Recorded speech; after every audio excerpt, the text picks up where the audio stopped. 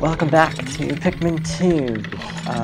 In the last episode, tons of stuff went wrong actually. Well, okay, so first of all we ran into a glitch where 7 Pikmin mysteriously died and yet actually were still alive. Never saw that happen before. I did actually Google it afterwards and it is a glitch. Apparently it is kind of a thing that happens in this game. Again, I've played this game tons of times, and I did not know about that. Then we basically finished the subterranean cavern anyway. Subterranean complex, I keep calling it cavern. And then moved on to this area, the frontier cavern. That's probably where I'm getting the mix-up. But then, instead of using the entrance to this 4th sub-level, I accidentally left the area, and because of we had 10,000 Pokos at that point, the ending actually triggered and I accidentally saved, so I had to actually restart the game to catch up to this point so I could show this sub-level without having to like trigger the ending cutscene and lose a bunch of progress by accidentally leaving the dungeon prematurely. So, and then of course I think there was a plane overhead, but in any case, there was also some issues where I was having trouble getting the audio to sync up as I was editing it, so that was also not fun. But yeah, pretty much everything that could have gone wrong did go wrong last time, so hopefully this will be a better episode. Again, as I said, basically because I accidentally triggered the ending cutscene and saved, I had to actually restart the game, so this is my second playthrough up to this point. What else? So, okay, so my Pikmin numbers are going to be really different probably in the overworld because, well, I had to restart. So if the numbers are different, that's why. Also the glitch, as far as I know, didn't trigger again, so I should be back down to no Pikmin lost. So again, if you notice the numbers don't match up, that's why. Just want to explain that. But yeah, this glitch, apparently if a Pikmin is hit by a stage hazard, like fire or poison, and you actually exit the area, apparently it puts the Pikmin in kind of a glitch state where they're both kind of dead and alive at the same time. As strange as that sounds. Apparently, it counts them as having died because technically in the cutscene of leaving the area and entering the next one, the Pikmin are still technically, you know, dying because of like fire or poison or whatever. But at the same time, the game doesn't know how to render the Pikmin in the next sub-level, so it just puts them exactly as they were, except not dying, obviously, or not dead, so that's the basics of how the glitch works. But again, it's weird, I've never actually seen that happen before. After, you know, probably about 5 to 10 playthroughs, you'd think I would have seen everything this game has to offer by now, but apparently not. Yep, so no undead Pikmin now, so that's good. Or Schrodinger's Pikmin, I guess you could call them. Assuming anyone knows what Schrodinger's cat was all about, but let's see. Well, okay, so I took out all the anode beetles, and there's still a couple snitch bugs, but they're the bumbling snitch bugs that target captains, so I'm just gonna leave them alone. There's no point in like taking them out because, oh wait, there's electricity, never mind. Called the white Pikmin squad too early. So just toss him over there. Yeah, you tried to pick up that thing, even though it's impossible. And then come over here and take out the electricity first. I heard these bumbling snitch bugs can also massively glitch your progress. If they pick up a Pikmin. Okay, yeah, that one's actually kind of a jerk. Again, it's not the swooping ones that will actually pick up Pikmin. These guys target These guys target captains, so actually they're not that bad as long as you manage to avoid them. Say you're fighting a big enemy at the time, then it can be a problem, but just naturally, no, they're really not that bad. Trying to think if anything else went bad about the last episode. Well, oh yeah, one funny thing actually, because I had to replay it, I actually had a really amazing run at Valley of Repose, where I actually got all of the above ground treasures in one round. I had never done that before, nor have I even ever attempted that before, and yet I did it, of course, when I wasn't recording, so you just have to take my word for it. But yeah, so on this day, day 8, it's sort of, the progress is sort of different. I didn't get any above ground treasures because I had already gotten them on day 7. Basically, I had really good luck with the Ultra Bitter Spray drops, so I was able to do the Fiery Bulblax on day 7. And I also got the crown super early as well. Good luck with that, not getting stuck on the hill, which it sometimes does. So that's all for sub-level 4. There are, I think, 7 sub-levels, and the next one should be a rest floor. If I remember correctly, the next one is a rest floor, but it's actually very unique for being, I think, one of 2 rest floors in the game where you can actually get treasure. Yeah, again, I'm not entirely sure if I'm remembering correctly, but if I recall correctly, that is the case. These little butterflies drop nectar, the yellow ones drop nectar, the red ones have a chance of dropping the red spray, and the purple ones, of course, by extension, have a chance of dropping a purple spray. I did not mean to collect that, but oh well, it doesn't matter at this point. Again, early on I was trying to keep the Poco count low, but now it doesn't actually matter. So that was worth... So okay, so we got 2 there. Yeah, no big deal. Checking stats here. So we have 103 red Pikmin, but we do need...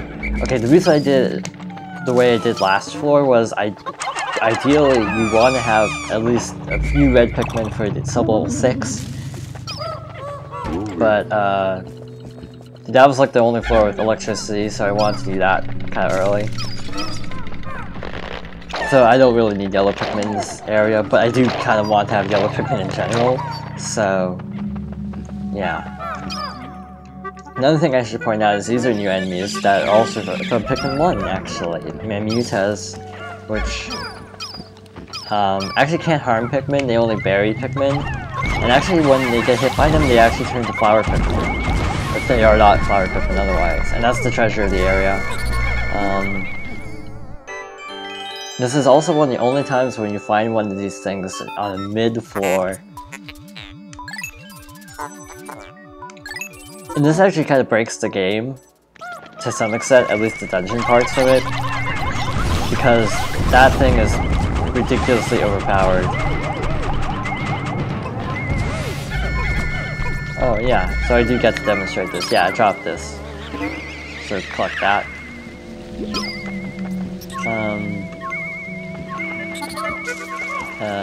And then that's a caustic weevil. It shoots water, but it basically goes down just as easily as the others. No problem. To carry this giant fist back, which... yeah, very interesting move, actually.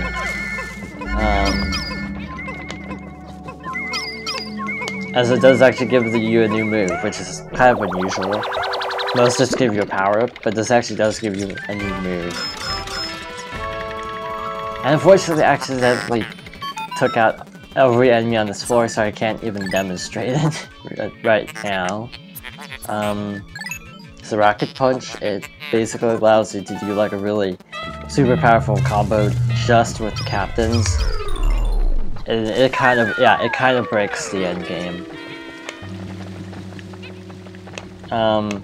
because you're fireproof, you're electricity proof, you're poison proof, obviously. So basically, these things, like the weevils, they can't hurt you. The water ones can actually still stun you because you're technically not completely waterproof. But yeah, you can see how much damage I'm doing just with just basic punching. Just by mashing A, you can just take out small enemies. You can even take out bulb orbs if you're really, really patient. That's the word, patient, because it takes a long time. I actually do this strat a lot. It's very, very inconvenient, obviously, but I actually do a strat where I avoid fighting a fiery bulb blacks in one of the later areas and end up just using the captain to take out 3 fiery bulb blacks, which, as you can imagine, takes a very long time. Yeah, but even these guys aren't that tough, they're can beetles. Hope it comes after, yeah, Louie, not Olimar, because he's with the Pikmin. So yeah, this is super helpful, because it's not that good in the overworld because you're timed, but just in these little underground areas, it's really helpful. And yeah, with the armor from the Snaggered Hole, even the boulders don't do much damage. Yeah, these guys would normally take forever, but super easy now. This is actually kind of a bad layout. I've seen better, where all the water dumbles are pretty close to the can beetles, so they go down really easily.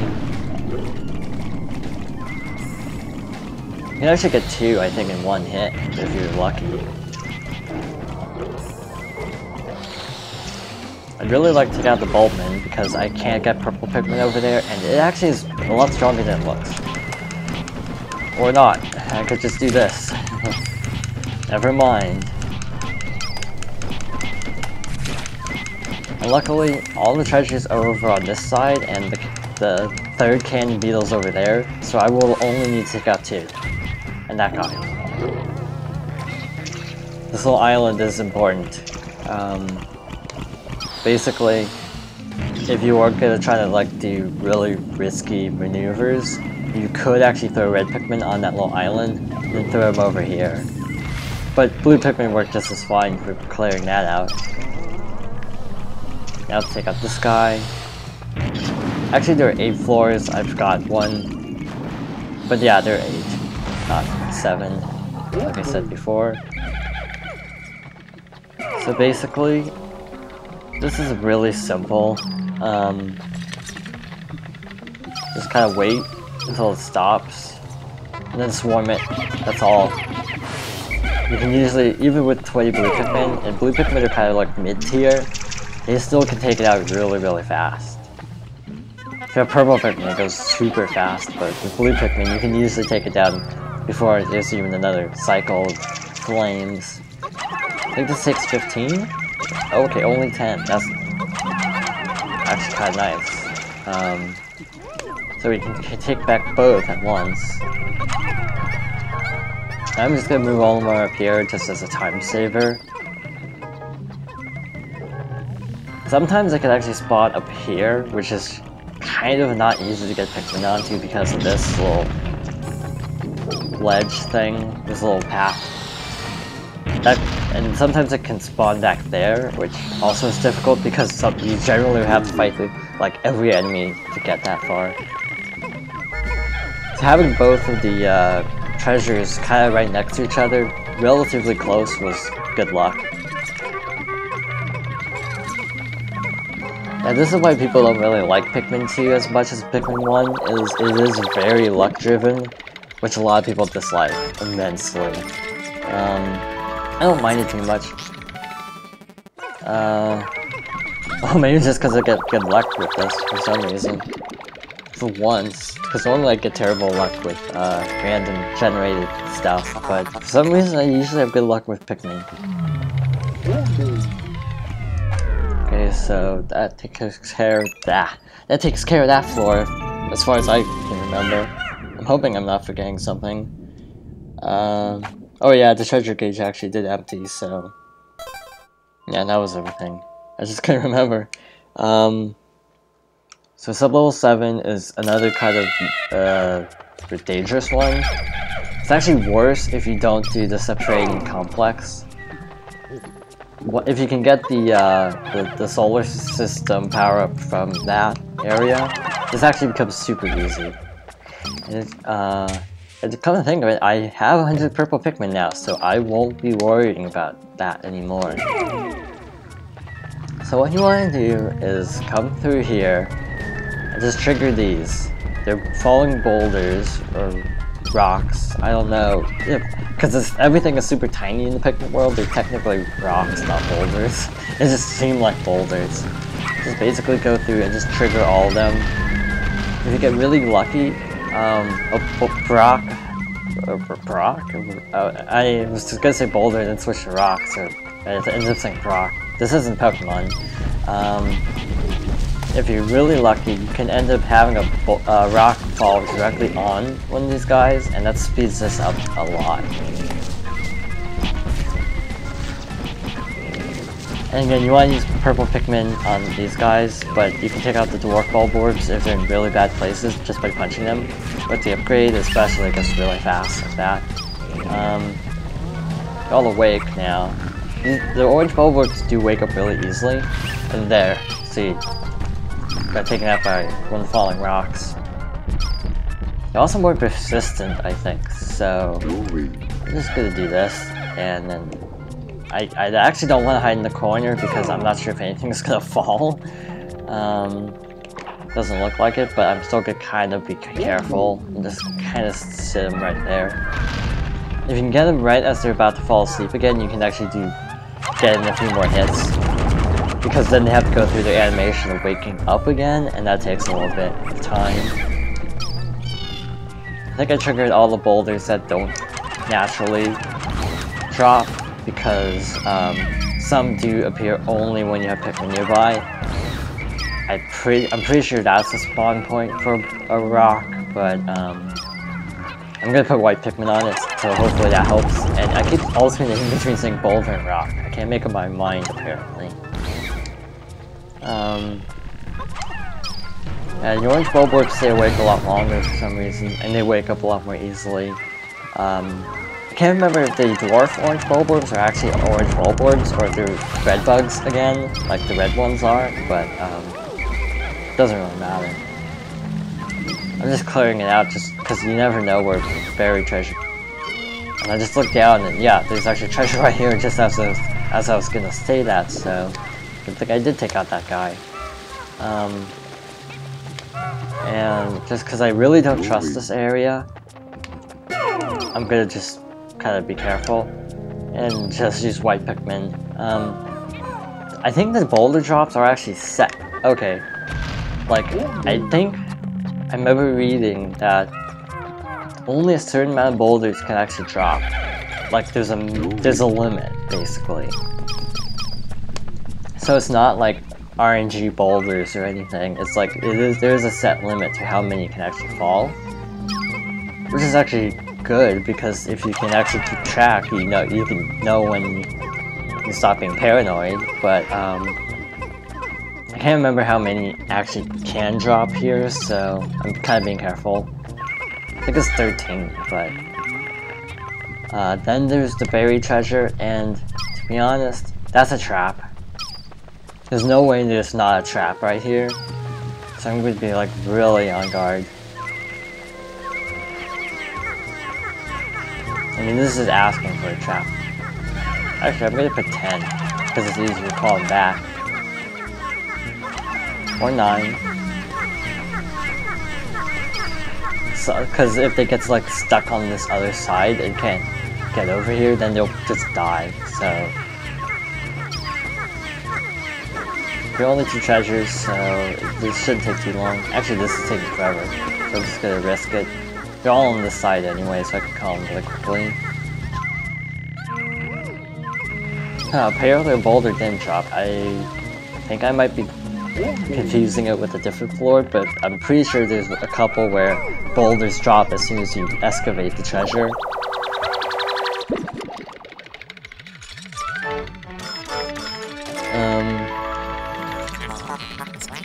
Yeah, Yeah, interesting name. No comment. So there's a geyser here, and the cave exit is over here.